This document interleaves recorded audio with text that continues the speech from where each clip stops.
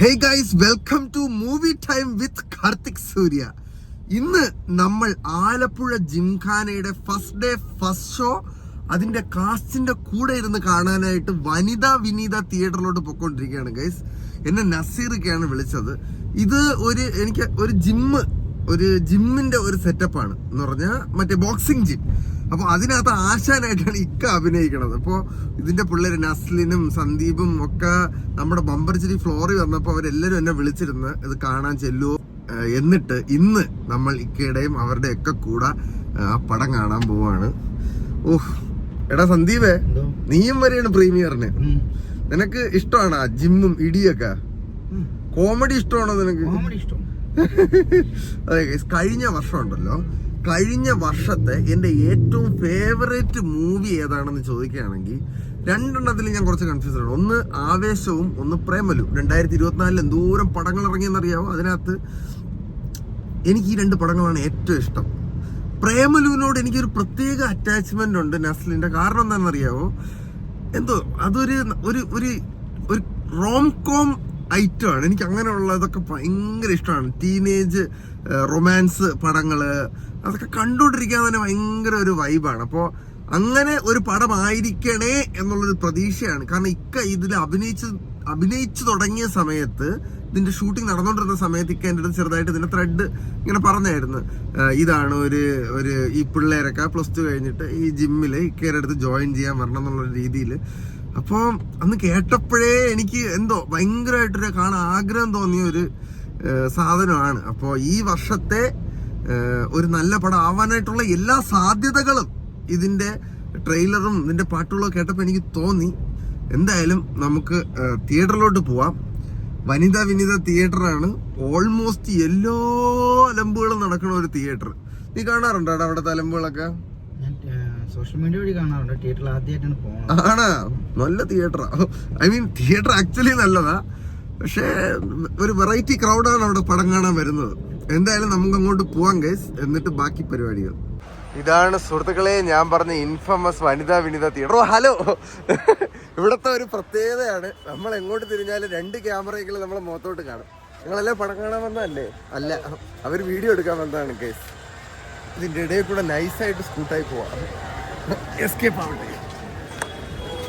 ആഹാ, എവിടെ നമ്മുടെ പടത്തിന് ട്രെയിലർ ഒന്നും പോസ്റ്റർ ഒന്നും കാണാനില്ലല്ലോ. ഓ താങ്ക് യു. ആരാടാ അത് പറഞ്ഞത്? നീ ആണല്ലേ?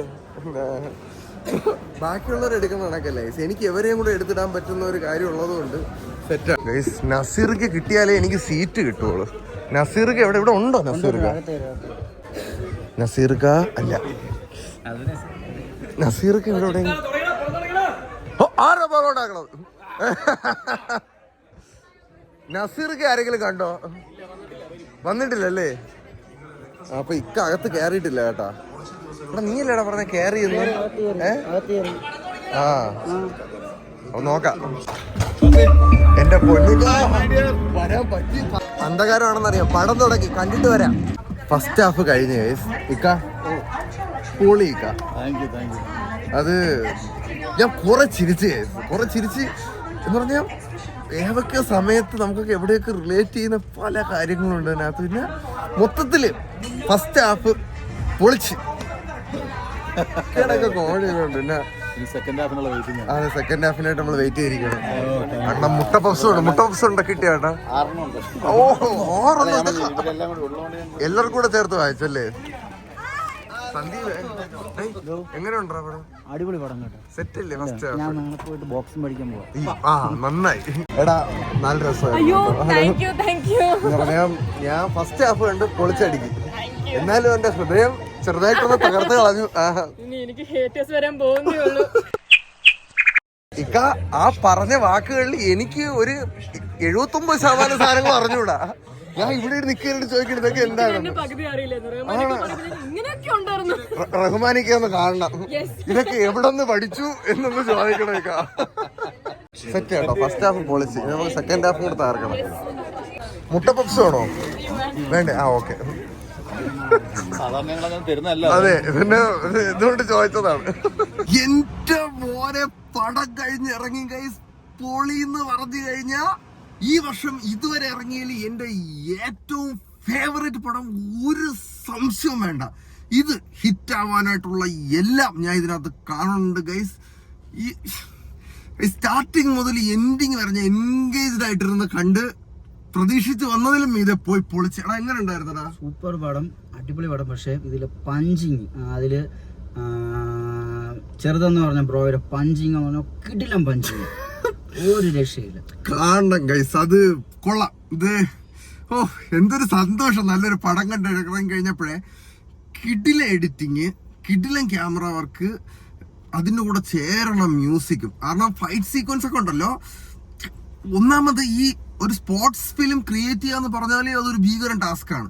അപ്പോൾ ഒരു സ്പോർട്സ് ഫിലിം ക്രിയേറ്റ് ചെയ്തിട്ട് അതിനകത്ത് കിടിലനായിട്ട് ഹ്യൂമറും അതിൻ്റെ കൂടെ മോട്ടിവേഷനും ഗൂസ് ബംസും റൊമാൻസും എന്നാ കംപ്ലീറ്റ് ഇതൊന്നും അതതായ സ്ഥാനങ്ങളിലും അല്ല, എല്ലാം അത്യാവശ്യത്തിന് പാകത്തിന് ചെയ്തിട്ടുമുണ്ട്. അതുമല്ല ആ റോഡിൽ കിടന്നുള്ള ബോക്സിങ് ഓളി ഇടി നിനക്ക് മൊത്തത്തിലൊക്കെ ഇഷ്ടപ്പെട്ടില്ലേ? അതിന് വേണ്ടി എല്ലാവരും നല്ല രീതിയിൽ വർക്ക് ചെയ്തിട്ടുണ്ട് കേട്ടോ. സെറ്റായിരുന്നു. സെറ്റ് ഫസ്റ്റ് ഷോ കാണാൻ പറ്റിയത് എന്റെ ഭാഗ്യം. ഇവരുടെ കൂടെ എല്ലായിരുന്നു. അടിപൊളി കേസ്. പിന്നെ അവിടെ ഒരു പൊങ്കാലയ്ക്കുള്ള ക്യാമറമാൻമാർ നിന്നിട്ട് അവരുടെ റിവ്യൂവും കാര്യങ്ങളൊക്കെ എടുത്തോണ്ടിരിക്കണം. നമ്മൾ അങ്ങോട്ട് പോയാലും നമുക്ക് ഷൂട്ടുണ്ട് കേസ്. ഇത് കഴിഞ്ഞിട്ട് ഒരു ചെറിയ ഷൂട്ടുണ്ട്, മഴവിലിന്റെ തന്നെ ഒരു ഷൂട്ടുണ്ട്. അപ്പൊ ഞാൻ അങ്ങോട്ട് പോവും. എന്തായാലും ഇത് ഇക്കയുടെ പടം ആയതുകൊണ്ട് ഞാൻ പറയല്ല, പൊളിച്ചിക്ക. ഞാൻ ഇപ്പൊ ഇതിന്റെ ഇത് എടുത്തിട്ട് അപ്പോഴാണ് ഇക്ക കാറി കയറുന്ന ഞാൻ കണ്ടത്. ഒരു രക്ഷയില്ലായിരുന്നു, കിടുക്കി. നല്ല എന്റർടൈനർ അല്ലേ, സത്യം. കാരണം ഈ വർഷം കണ്ടതിൽ ഏറ്റവും ബെസ്റ്റ് പടം. ബോക്സിംഗ് ഒക്കെ അസാധ്യമായിട്ട് എടുത്തു. നമുക്ക് എനിക്ക് രോമാഞ്ചം വന്നിക്ക കുറെ സ്ഥലങ്ങളിൽ. ഇനി ഇക്ക ഈ സിനിമയിൽ ഇല്ലെന്ന് വെച്ചോ, എന്നിട്ട് ഇക്കക്ക് ഈ സിനിമയെ കുറിച്ച് എന്താണ് തോന്നിയത്? ഞാനില്ലെങ്കിൽ ഞാൻ എൻജോയ് ചെയ്ത പടമായിരിക്കും. എൻജോയ് ചെയ്യുന്ന പടം. കാര്യം നമ്മുടെ ഇവിടെ ഇങ്ങനത്തെ ബോക്സിങ്ങിന് ഇത്ര ഇതൊക്കെ വെച്ചിട്ടുള്ള ഒരു മേക്ക് ചെയ്യുന്നൊരു സിനിമ, അതായത് എനിക്ക് തോന്നുന്നത് അത്രയും അല്ലേ ഫ്രഷ് ആണെന്ന് തോന്നുന്നു. അതെ, ആ ഒരു ഫ്രഷ്നെസ് ഭയങ്കരമായിട്ട് ഫീൽ ചെയ്യുന്നുണ്ട്. കാരണം ഇത്രയും സ്പോർട്സ് ഇന്റൻസീവ് ആയിട്ട്, എന്നാൽ അതിനകത്ത് കോമഡിയും റൊമാൻസും ചെറിയ ചെറിയ പിള്ളേരുടെ സാധനങ്ങളും ഒക്കെ ആയിട്ട് എനിക്ക് തോന്നുന്നില്ല ഇങ്ങനെ ഒരു പടം ഇറങ്ങിയിട്ടില്ല. പിന്നെ ഉണ്ട് അതിന്റെ റിസൾട്ട് കാണാനുണ്ടോ? അത്ര ഗംഭീരമായിട്ട് മേക്ക് ചെയ്തിട്ടുണ്ട്. മൊത്തത്തിൽ ഇഷ്ടപ്പെട്ടിക്ക. അന്ന് കഥ എനിക്ക് ഭയങ്കര എന്തായാലും എല്ലാവരുടെ കൂടെ ഇരുന്ന് കാണാൻ പറ്റില്ല. ഓക്കെ, അത്രേ പറയാനുള്ളൂ ഗേസ്. ഹാപ്പി ഇക്ക, ഓൾ ദി ബെസ്റ്റ്. ഒരു കിടിലം പടത്തിലൂടെ പൊളിച്ചടിക്കും.